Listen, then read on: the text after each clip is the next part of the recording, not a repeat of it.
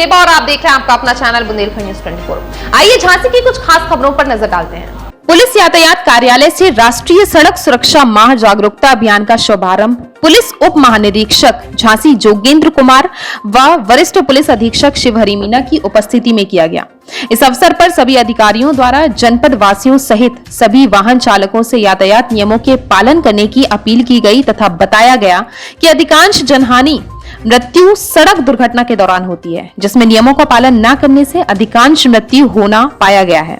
इसीलिए सभी वाहन चालक यातायात नियमों, यातायात संकेतों आदि का अनिवार्य रूप से पालन करें। बुंदेलखंड क्रांति दल ने 1 नवंबर को इतिहास के काले दिवस के रूप में मनाया। दल के कार्यकर्ताओं ने राष्ट्रीय अध्यक्ष सत्येंद्र पाल सिंह के नेतृत्व में जिलाधिकारी को प्रधानमंत्री के नाम संबोधित ज्ञापन सौंपकर पुनः पृथक बुंदेलखंड राज्य निर्माण की मांग की और कहा कि 1 नवंबर का दिन हमारे लिए काला दिन है। जिलाधिकारी झांसी से वार्ता करते हुए बुंदेलखंड क्रांति दल के राष्ट्रीय अध्यक्ष ने कहा, 1 नवंबर 1956 को तत्कालीन प्रधानमंत्री जवाहरलाल नेहरू ने पृथक बुंदेलखंड राज्य को समाप्त कर दिया था। इस कारण हम बुंदेलखंड वासी आज के दिन को काले दिवस के रूप में मना रहे हैं। हम प्रधानमंत्री नरेंद्र मोदी से मांग करते हैं कि बुंदेलखंड वासियों की पीड़ा को समझिए और बुंदेलखंड राज्य की बहाली करिए। श्रीमती उषा सिंह राष्ट्रीय महासचिव, नईम मंसूरी राष्ट्रीय महासचिव ने कहा कि बुंदेलखंड राज्य की मांग नई नहीं है। बुंदेलखंड राज्य हमेशा से पृथक रहा है। देश की आजादी के बाद भी बुंदेलखंड राज्य रहा है।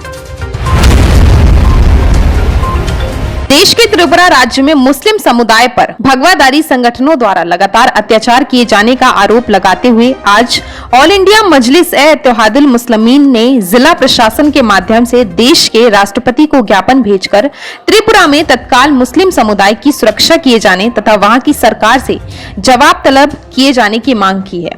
पार्टी के विधानसभा प्रभारी सैयद सादिक अली तथा जिला अध्यक्ष अतहर अली के संयुक्त नेतृत्व में दिए गए ज्ञापन में अवगत कराया गया कि त्रिपुरा राज्य में मुस्लिम समुदाय व भगवादारी संगठनों द्वारा लगातार अत्याचार किया जा रहा है। उनके घरों, इबादत गाहों तथा प्रतिष्ठानों को नुकसान पहुंचाया जा रहा है। त्रिपुरा में मुस्लिम समुदाय बुरी तरह से आतंकित है। वहां की सरकार तथा पुलिस मूक दर्शक बनकर तमाशा देख रही है। केंद्र सरकार भी सब कुछ जानकर अनजान बनी हुई है। उन्होंने कहा कि त्रिपुरा सांप्रदायिक दंगों की आग में झुलस रहा है, लेकिन सरकार टस से मस नहीं हो रही। ज्ञापन में राष्ट्रपति से तत्काल त्रिपुरा सरकार से इस स्थिति पर जवाब तलब किए जाने तथा मुस्लिम समुदाय की सुरक्षा हेतु कड़े कदम उठाए जाने की अपेक्षा की गई है।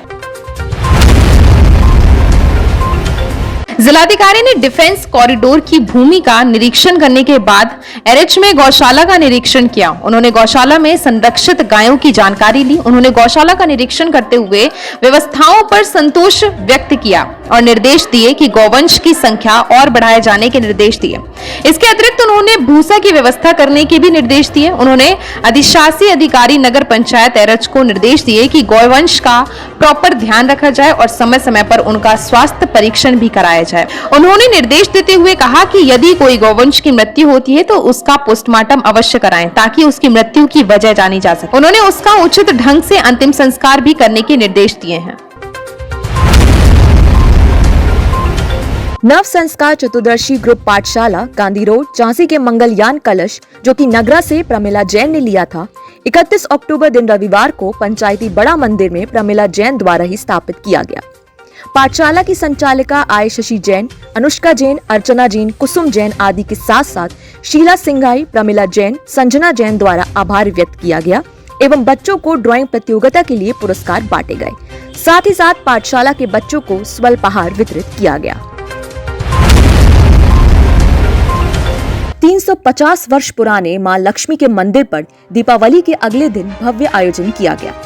इस अवसर पर 6 नवंबर को झांसी की समृद्धि यात्रा निकाले जाने का निर्णय लिया गया है। इस यात्रा का उद्देश्य झांसी में रहने वाले प्रत्येक नागरिक की समृद्धता, संपन्नता तथा ऐश्वर्यता के लिए ईश्वर से प्रार्थना करना है। भारतीय जनता पार्टी के नगर विधायक रवि शर्मा ने बताया कि ऐतिहासिक महालक्ष्मी का मंदिर इस समय पुरातत्व विभाग के अधीन है। इसी मंदिर के नाम पर लक्ष्मी तालाब तथा लक्ष्मी गेट आदि नाम रखे गए हैं। लेकिन दुर्भाग्य का विषय ये है कि झांसी में रहने वाले अधिकांश लोगों को इस मंदिर के बारे में जानकारी नहीं है। दीपावली पर लोग घरों में लक्ष्मी जी की तो पूजा करते हैं, लेकिन इस मंदिर में नहीं आते। इन्हीं सब बातों को सोचकर मन में भाव जागा कि झांसी की समृद्धि यात्रा के माध्यम से जनता को इस मंदिर की महत्ता के बारे में जानकारी दी जाए। इसी मंदिर के ठीक बगल में नवग्रह बने हुए हैं, लेकिन झांसी के लोग नवग्रह के लिए अन्य स्थानों पर जाते हैं। झांसी से पारस शर्मा की रिपोर्ट।